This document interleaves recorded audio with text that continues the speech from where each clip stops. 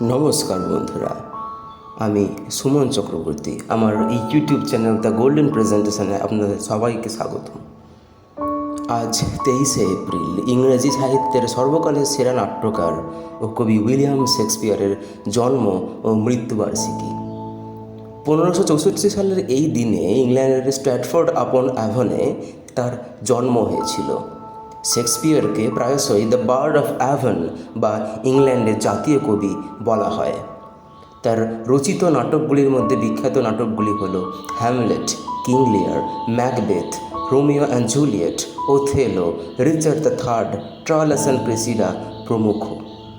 মানুষের আবেগ, প্রেম, ঘৃণা, লোভ ও ক্ষমতা লড়াইকে এমনভাবে ফুটিয়ে তুলেছেন যিনি, যা আজও সমান প্রাসঙ্গিক। তিনি কেবল নাটক লেখেননি, তিনি আমাদের শিখিয়েছেন কীভাবে মানব চরিত্রের গভীরে প্রবেশ করতে হয়। প্রায় 450 বছরেরও বেশি সময় পরেও তার সৃষ্টি আমাদেরকে মুগ্ধ করে, ভাবিয়ে তোলে। তিনি ইংরেজি ভাষা ও সাহিত্যে যে অবদান রেখে গেছেন তা অতুলনীয়, তা অজেয়। আজকের এই দিনে এই মহান নাট্যকারকে জানাই আমার শ্রদ্ধার্ঘ্য। তার সৃষ্টিকর্ম প্রজন্মের পর প্রজন্ম ধরে মানুষকে অনুপ্রাণিত করে যাবে, এই কামনা করি। তার জীবনে তিনি অনেক সৃষ্টি করেছেন। মোট 38খানা নাটক তিনি লিখেছিলেন এবং তাছাড়াও 154খানা সনেট তিনি লিখেছিলেন এবং 4টি কবিতাও লিখেছিলেন। যে 4টি কবিতাগুলির মধ্যে বিখ্যাত কবিতাগুলি হল দ্য রেপ অফ দ্য লিউক্রিস এবং ভিনাস অ্যান্ড অ্যাডোনিস। তো আজকের আমার নিবেদন তার উইলিয়াম শেক্সপিয়ারের রচিত সনেট নাম্বার 125। উইলিয়াম শেক্সপিয়ারের সনেট 125 মূলত বাহ্যিক আড়ম্বর বা লোক দেখানো সম্মানের পরিবর্তে আত্মার গভীর ও নিঃস্বার্থ ভালোবাসার শ্রেষ্ঠত্ব প্রকাশ করে। এই সনেটে কবি দাবি করেছেন যে তার ভালোবাসা কোনো সামাজিক প্রতিপত্তি বা বাহ্যিক আনুষ্ঠানিকতার ওপর নির্ভরশীল নয়। তিনি দেখিয়েছেন যে যারা কেবল বাইরে চাকচিক্য বা রাজকীয় আড়ম্বর নিয়ে ব্যস্ত থাকে তাদের ভালোবাসা একসময় বিলীন হয়ে যায়। কিন্তু কবির ভালোবাসা অন্তরের গভীর থেকে আসা এক পবিত্র যে নিবেদন। কবি প্রশ্ন তুলেছেন, তিনি যদি কেবল লোক দেখানো সম্মান বা রাজকীয় সামিয়ানা বহন করার মতো বাহ্যিক আড়ম্বর নিয়ে ব্যস্ত থাকতেন তবে তা কি চিরস্থায়ী হতো? না, হতো না। তার মতে বাইরের জাঁকজমক একসময় নষ্ট হয়ে যায়। তিনি তার প্রিয়জনের কাছে কোনো কৃত্রিমতা ছাড়াই নিজেকে সঁপে দিতে চান। কবি একে পুয়ার বাট ফ্রি অর্থাৎ দরিদ্র কিন্তু মুক্ত উপহার হিসেবে বর্ণনা করেছেন, যা কোনো জাগতিক স্বার্থ বা কৌশল দ্বারা প্রভাবিত নয়।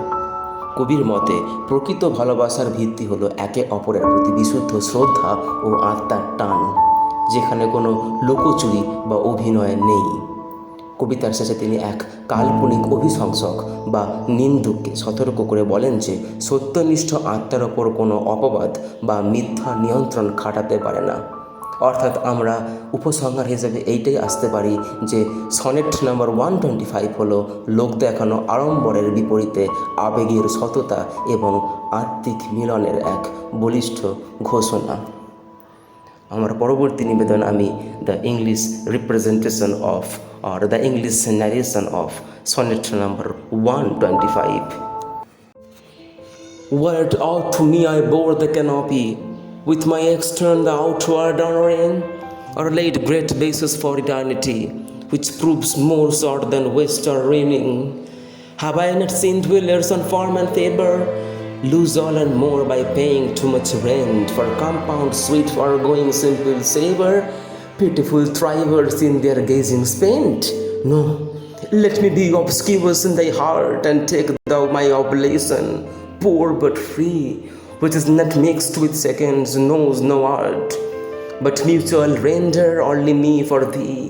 Hence thou abound informer, O true soul, when my most impeached stands least in thy control.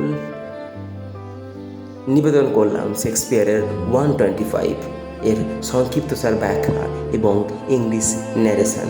যদি আপনাদের সকলের ভালো লাগে তো চ্যানেলটিকে সাবস্ক্রাইব করবেন, ভিডিওতে লাইক করবেন এবং যত সম্ভব পারেন শেয়ার করবেন। নমস্কার, আজকের মতো আসছি।